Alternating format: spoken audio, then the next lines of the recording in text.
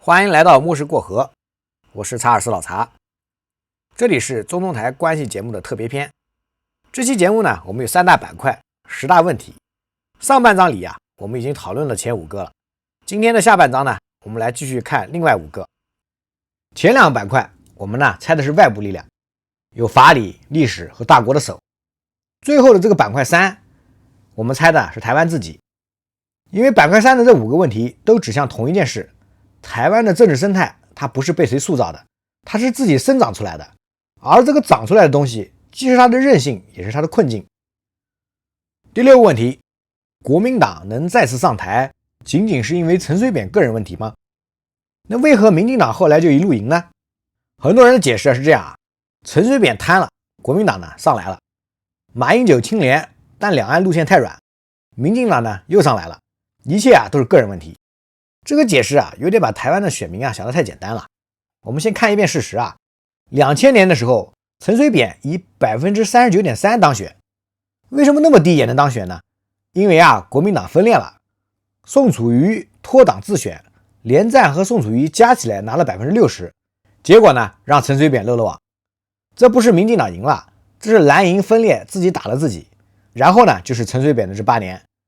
这8年里发生了什么少数派执政，但立法院呢多数始终还是蓝营，政策一推出就被卡，治理上有实质的困难。当然陈水扁呢他自己也出了问题，女婿炒股，吴征书收礼，国务机要废案，一桩呢又接一桩。所以2006年财联党自己做的民调陈水扁的支持率已经跌到了 5.8% 了。所以2008年马英九大胜，但马英九赢的是什么呢？他赢的不是意识形态而是换人做做看的疲惫感。因为台湾选民投的不是我相信国民党，而是我实在受不了了。这个区别很重要因为马英九执政8年 ECFA 也签了，两岸直航也开通了，大陆的观光客也来了，经济上是有成绩的。但有一件事呢他也没想到，他打开两岸窗户的同时，台湾的年轻人开始看清楚了窗户另一边是什么。所以2014年发生了太阳花，学生冲进了立法院，他不是反对贸易稳升而是反对密室决策，反对被代表，反对一个未经充分讨论的服贸协议就直接闯关。这一代年轻人是在台湾民主化之后长大的，他们不欠国民党什么，他们更不会欠大陆什么，他们只会问一件事，谁尊重我？所以太阳花之后，民进党的蔡英文赢了2016，再赢了2020，然后呢赖清德赢了2024。这有人问民进党是怎么从一个争议缠身政党变成一路可以赢下去的呢？其实答案不复杂，民进党的赢不是因为民进党有多好，而是因为台湾认同在结构性的上升。1992年认同自己是台湾人的大约有 17%， 到了2023年就已经超过60%了。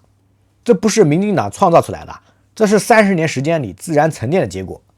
而当台湾认同成为主流，认同台湾的政党就会取得结构性的优势。不管你叫陈水扁还是蔡英文，不管上任后表现如何，这些都没有关系。所以国民党上台是陈水扁的错吗？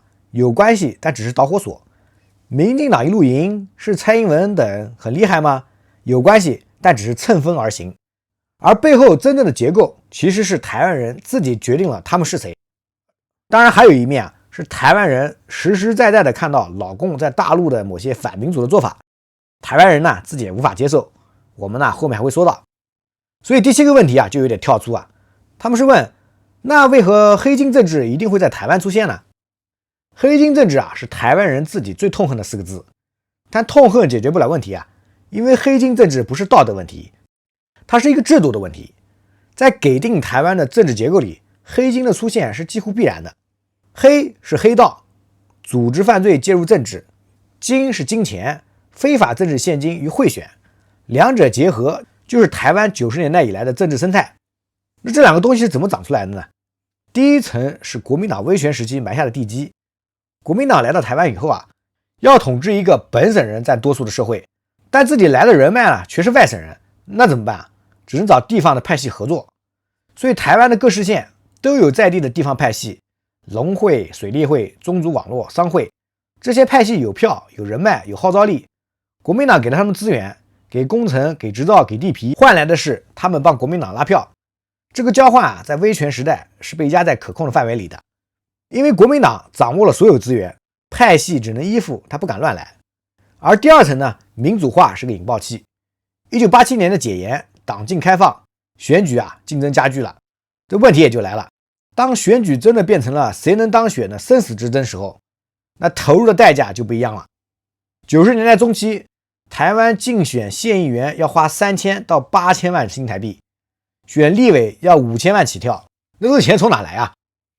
当然就是从那些地方农会、信用合作社里面来咯。这些基层金融机构啊，钱多监管弱，在选举季就成了最方便的提款机。当竞选成本飙升，派系啊就有了主动权。你要赢啊，你就要来找我咯，你来找我，你就要给我东西。于是啊，黑道就开始漂白，直接自己参选。有了议员身份呢，就有了不被逮捕的保护伞，有了保护伞就能继续经营黑色生意。郑太吉，屏东县议长，涉嫌多起枪击案；罗福柱，天道门精神领袖，坐在立法院里面打女性立委；严清标，台中市立委，黑道背景啊，人尽皆知。1996年的数据啊，全台1/3的立委出身都是黑道。858名县市议员里，237人有刑事前科。然后我们来到第三层，民进党上台之后，黑金换了颜色，但并没有完全消失，这才是最残酷的一点。很多人以为黑金是国民党的特产，而2000年陈水扁打出反黑金的旗号当选，但到了2004年，民进党已经开始自己被学者指为黑金进行时了，总统府成为新黑金中心。为什么呀？因为黑金的根不在国民党，而是在权力本身啊，谁掌权谁就控制了工程发包、土地审批、金融牌照。地方派系的逻辑不变，只是改换了门庭，转而支持新的执政者。那台湾有没有办法解决呢？有进展。2000年代以后媒体彻底开放，司法开始独立运作，部分黑道人物落网，贿选呢开始被追究。但结构性的问题并没有消失，因为选举成本还是那么高，地方派系还是那么深，基层金融机构的监管还是不完善，所以黑金政治是台湾民主化的一个代价。但我们要说清楚这个代价不是因为台湾人的道德不好，而是在没有健全法治就开始选举的社会里，旧的权力网络不会自动消失，它只会换一件衣服继续运转。这里也有一个隐藏的问题如果对岸有一天也民主化了，能避免黑金的问题吗？这个呢就不是本节目的范畴了问题8，台湾后期发展乏力，到底是大陆的压制还是大陆追得太快呢？其实这个问题台湾的蓝绿营两边都有现成答案。蓝营是说都是民进党搞两岸对立搞的，断了台湾的经济活路。那绿营的都说呢，而是大陆系统性的打压，不让台湾走进国际市场。两边都在找理由，没有人愿意往镜子里面看一眼。我们来猜一下台湾的经济问题要从根说起。70年代到90年代，台湾是货真价实的经济奇迹， GDP 年均增长 8.8%， 20年增长了将近27倍，跻身亚洲四小龙之首。那个年代台湾人真的是前眼角目脚踝以下全是钱。但是进入2000年代，问题就来了，台湾的经济高度依赖电子代工，台积电、富士康、鸿海，他们呢造芯片做代工苹果的订单，这条路在一段时间内是成功的。但它有个内在的矛盾代工永远是低利润的模式，利润主要流向品牌方和机构股东，而不是台湾普通劳工的口袋。所以台积电前10大股东里超过70%是外国机构和个人，而台湾代工产业再赚钱，大头都去了美国，台湾本地的薪资根本动不了。结果就是台湾年轻人熟悉的那个词2万青年。啥意思大学毕业生起薪2万新台币，也就是折合人民币约5000块，新币1000块。20年前是这个数，20年后还是这个数， GDP 是在涨，薪资却没有动。这可不是大陆打压造成的这是台湾自己产业的结构问题。那大陆的因素在哪里呢？大陆的因素不是在打压，而是在竞争。台湾的电子代工模式在90年代的成功，部分依靠的是大陆廉价劳动力，把生产线搬过去，用大陆人工生产，利润拿回台湾。这个模式运作了将近20年但大陆自己也在升级中兴、华为、大疆、比亚迪一家一家冒出来。原来台湾企业去大陆是降低成本的，现在是要去和大陆的对手竞争的。台湾代工产业被此消彼长这4个字压着喘不过气来。而大陆的崛起是不是台湾经济乏力的原因之一呢？确实是，但这是竞争的压力，并不完全是政治的打压。一个人跑步跑慢了，一部分是因为旁边人跑快了，但更重要的原因是他自己没有再升级跑法。台湾中央研究院的学者林宗宏说了一句话，老查觉得比较准确说如果说20年前的台湾被视为奇迹的典范，那今天再谈奇迹就是个笑话。这句话是台湾的学者在台湾出版的书里写的，不是在大陆写的哦。不过这里我们有2个点要补充一下，一是大陆对台湾的经济施压可不是嘴上说说它是有实际动作的。我们也逐条列一下给大家看看第一个是龙鱼产品的禁令，这是最直接的打脸一拳2021年的时候，大陆以检出有害生物为由，全面禁止台湾的凤梨进口，随后扩大到莲雾、释迦、石斑鱼等，这些可都是台湾龙渔民的命根子禁令一出，价格暴跌，产地哀鸿一片。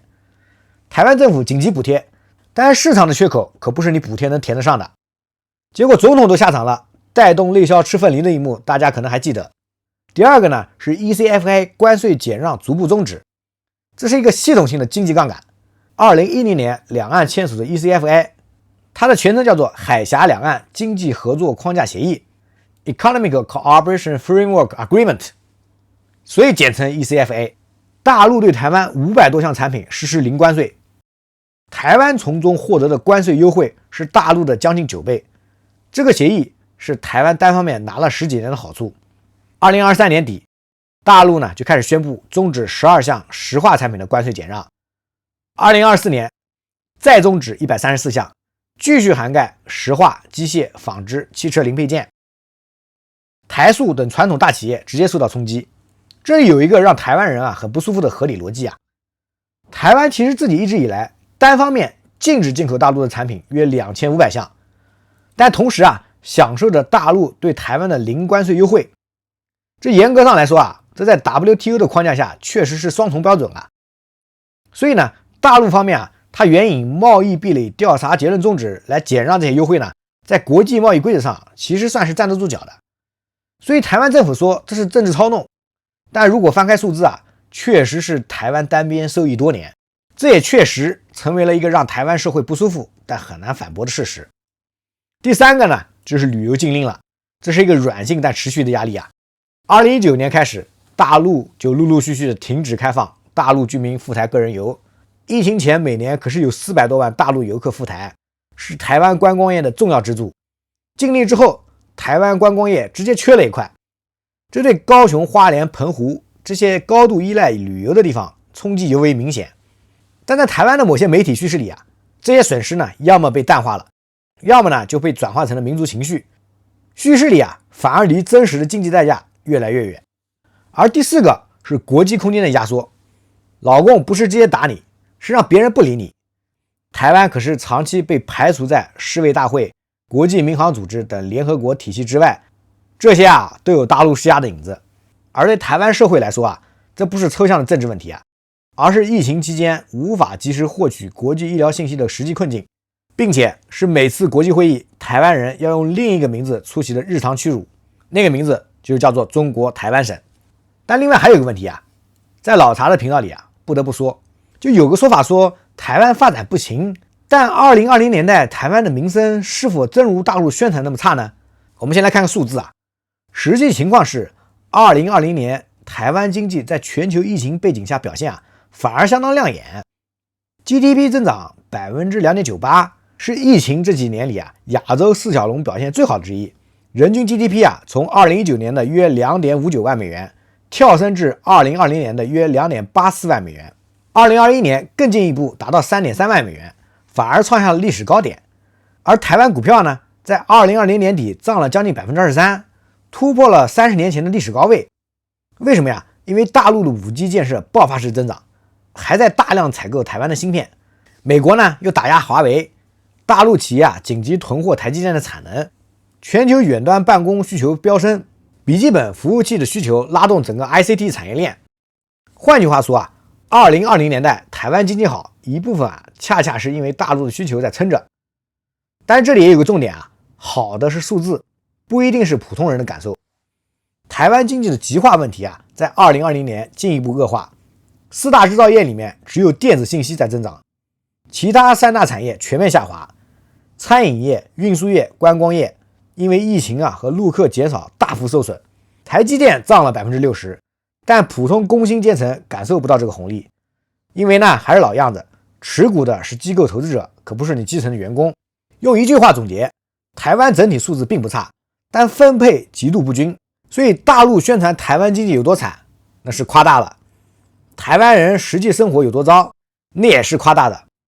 但台湾人说大陆打压没有作用，我们好得很，这呢也是纯粹的自我安慰。两边都在讲自己想听的那个版本。我们来到问题9问题9比较好玩。陆配不应该只有女的吧？难道没有男陆配吗？关于这个问题朋友们大概没想到我会认真回答。确实，陆配这个词大家脑子里的画面都是大陆的女性嫁来台湾，但确实并非全貌截止近年的台湾官方统计，大陆的陆配人数相比2010年代统计时候略有增加，但整体规模变化不大。2014年的时候，台湾约有33万5千名大陆陆配，其中女性约31万，男性约2万1千，女性约为男性的15倍。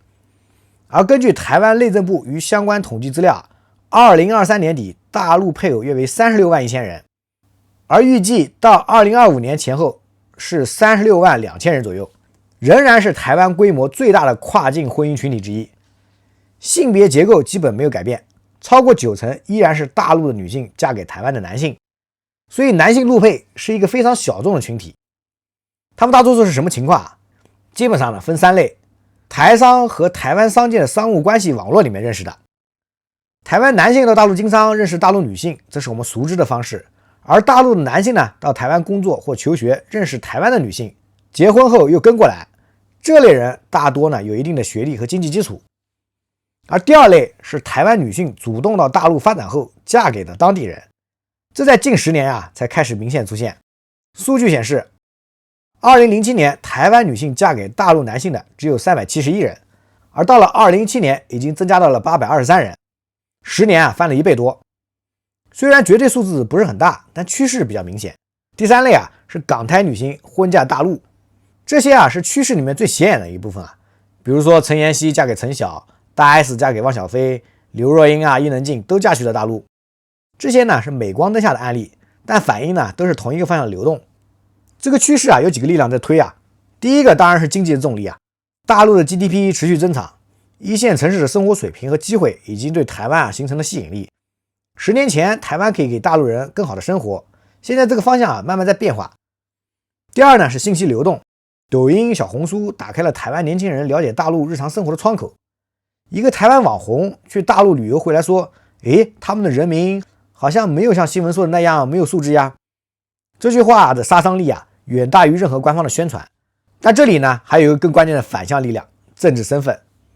男性陆配在台湾的处境其实更微妙，他不是来找工作的，也不是来观光的，而是来成为台湾家庭的一部分。但他长期面对的是入籍年限比外国人更长，权利比外籍配偶更少，而且随着两岸关系紧张每一次政治风波都会让这个身份变得更加复杂。所以男性陆配的数量某种程度上也是两岸关系的温度计。两岸关系好，越多人愿意跨越这道门槛，关系越紧张，门槛就越高，人就越少。另外还有一点如果反过来说，在大陆的台配，那是在民间无论是口碑还是待遇上，都会比在台湾社会对待陆配要相对较好。好，最后一个问题，大陆除了有钱，还有什么能吸引台湾人这是这10个问题里面老查我觉得最重要的一个，因为他问到了一个核心矛盾，经济上两岸越来越近，政治上两岸越来越远。这两件事同时都是真的，而且都在加速。我们得先承认大陆对台湾人有吸引力的部分。第一个是机会，前几年去上海、北京的台湾人，很多人拿的薪金是台湾的2到3倍，市场够大，竞争够烈，做什么都觉得有空间。这不是宣传是很多台湾人亲身的经历。然后呢，文化认同还有某种共鸣，很多台湾人到大陆发现繁体字还有人认识，古典文学还有人读，中秋节、端午节还一起过，所以出现了原来你们也是这样的哦，这种感觉是真实的，不是被刻意制造出来的，而且生活水平的收敛更加清晰。上海的餐厅、交通、移动支付、城市基建，在很多维度上已经不输给台北了，甚至是超过了。那这种情况下，为什么大多数台湾人还是不想和大陆融合呢？这里我们用动机系统论来拆解一下。不是台湾人不喜欢大陆的某些东西，他们喜欢大陆的美食，喜欢大陆的机会，喜欢大陆的朋友。问题不在这里。我知道大家期待什么答案，但其实核心不只是一个政党的名字那么简单，其核心问题在于融合意味着要放弃什么。老沙这里特地不用统一这个词因为他一出口就会给大家的思维意识形态上锁。台湾人在1987年解严之后，用了将近40年，建立了一套自己的政治生态，自己选总统，自己罢免官员，自己上街抗议，媒体可以批评执政党，法院可以判政府输。这些不是观念，是他们日常生活的实际体验。你让一个用惯了这些工具的人接受融合，意味着他要放弃这些工具。这完全不仅仅是意识形态的问题，这是生活方式的问题。一国两制的香港案例在台湾已经成为活生生的教材。2019年之前，台湾对一国两制的态度还有讨论的空间。2019年之后，数据显示支持统一的比率跌到了历史低点。台湾人看到的不是理论，是现实。所以大陆再出钱，再多发政策，给台湾年轻人在大陆的待遇再好，也解决不了一个根本问题，那就是台湾人不是不知道大陆有什么，他们知道，他们只是不愿意用政治权利为代价去换这些东西。这不是洗脑，这是他们自己用40年建立起来的判断。你可以认为这些判断是短视的，或者是说美国操弄的，或者说不理性的 whatever。 但在动机系统力的框架里，我们首先要承认的就是这个动机是真实的，它不是虚假，它也不是被灌输的。那么这里问题也就来了，对岸这个执政76年的万年老党又能在这个问题上做出什么呢？我们经常说承认你对手的动机是真实的，你才是解决问题的第一步。这里我们先点到为止剩下的我们会在主线的节目里继续讨论。好，10个问题回答完了。作为系列节目的补充节目老沙希望呢能通过这期节目能让大家呢对这个特殊的三角关系有更深的理解。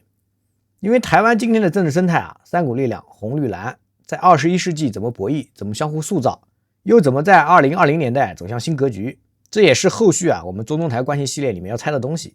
台湾已经变了，它不是慢慢的变，它是快速的变，大陆呢也一样。而这个变化背后，三股颜色各自的动机是什么？系统的走向又会在哪里？下周中东台关系系列大结局篇章，我们不见不散。我是查尔斯老查，这里是墨石过河，让我们下期节目再见，拜拜。